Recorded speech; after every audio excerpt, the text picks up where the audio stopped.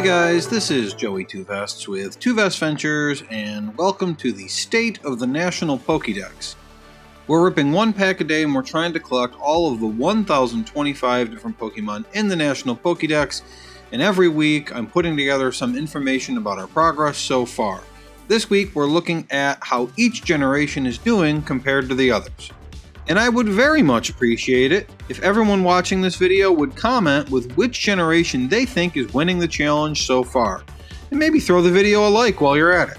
Now, for those of you who don't know, the video game is split up into 9 generations as the games have progressed through the years.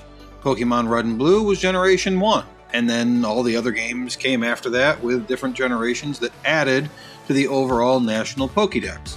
So when we're looking at the Pokemon trading card game cards, we can divide all of the Pokemon that exist within that game into the different generations that exist. None of the generations have hit 40% yet. We're at 35% overall. We also haven't hit 60 of any particular generation so far. But the big thing to note here is that Generation 6 is the smallest with only 72. 7 and 8 are also under 100, and Generation 2 only has 100, whereas the largest generation is Generation 5 with 156, and Generation 1 close behind that at 151. Generation 10 is supposed to come out toward the end of 2026. That'll be in the video game. It won't get added to the trading card game until after that. We don't know when, we don't know what set, but when that happens, our National Pokédex will grow and we'll just deal with it. Now, let's take a look at the biggest hits from each generation, starting with Generation 1. Now, a hit is generally defined as something cool that you're looking for. It doesn't really have a real definition. Anything can be a hit as long as you're happy with the card that you pull. A more uniform definition of a hit would be anything that is rarity of double rare or above, or at least double rare is what it's called in the modern era. And so from Generation 1, we have a Mew that at the very least is in high demand. That card is worth about $5, along with 2 illustration rares, the Hisuian Voltorb, which is my favorite card in the binder so far, and a Drowsy with a really freaky art style that I think was either our first or one of the very first full art cards that made its way into our binder. By comparison, Generation 2 isn't doing so great. While the Chikorita card is very cool, it came out of a 3-card pack that only had a 1 in 3 chance of being this generation or 2 others, so I didn't think it was fair to count all 3 cards. The Marill is simply a reverse holo, and the Ho-Oh, while rare, is out of a prize pack. But at least it is what's known as a legendary Pokemon. Generation 3 has a Cosmos Holo Jirachi from a prize pack, which is actually a pretty card in my opinion. Medicham full art, and then an Absol that's just a holo, but at least it's a holo rare.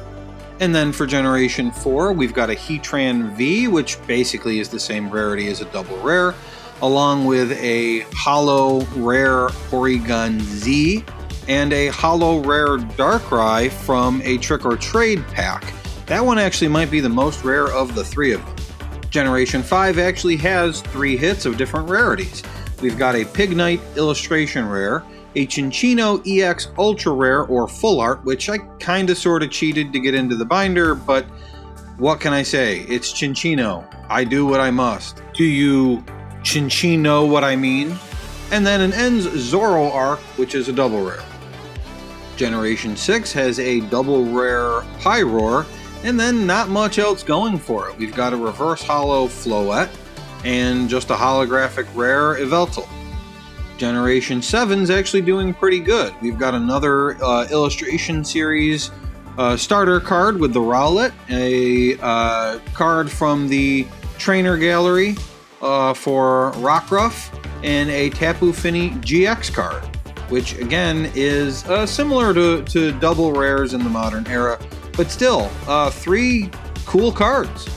And then Gen 8 isn't doing so hot. We've got a Centiskorch V, a Regieleki, reverse holo, and then the Gossifleur at least is, I can't remember the type, the holo type, that it is, but it's from a McDonald's pack, I believe. It's numbered 3 of 15. So at least it's kind of a more rare card. And then Gen 9, which technically is the easiest to get because it's the most recent generation, has our only gold card in the binder, the Chen Pao EX, along with 2 double rares, and that generation actually has a whole pile of double rares that we've collected. And one more pile of information before you cast any votes. By the way, I don't have a whole lot of followers yet, so every vote is going to matter a lot. The most hits in the binder, Generation 9 with 6. The most rare pull, we just showed it, the Chen Pao from Generation 9. My favorite card in the binder, the Voltorb Generation 1. Highest completion percentage, Generations 1 and 2 with 39%. Most cards in the binder, very similar, Generations 1 and 5. There are 59 Pokemon from each. And then I believe that the most difficult generations to complete at this point are going to be Generations 7 and 8. And the easiest complete will be Generations 1 and 9. Thank you very much for watching this video. Please throw me a like. And if you'd like to see how our National Pokédex Challenge turns out, subscribe to the channel and follow right along with us. I'll see you tomorrow.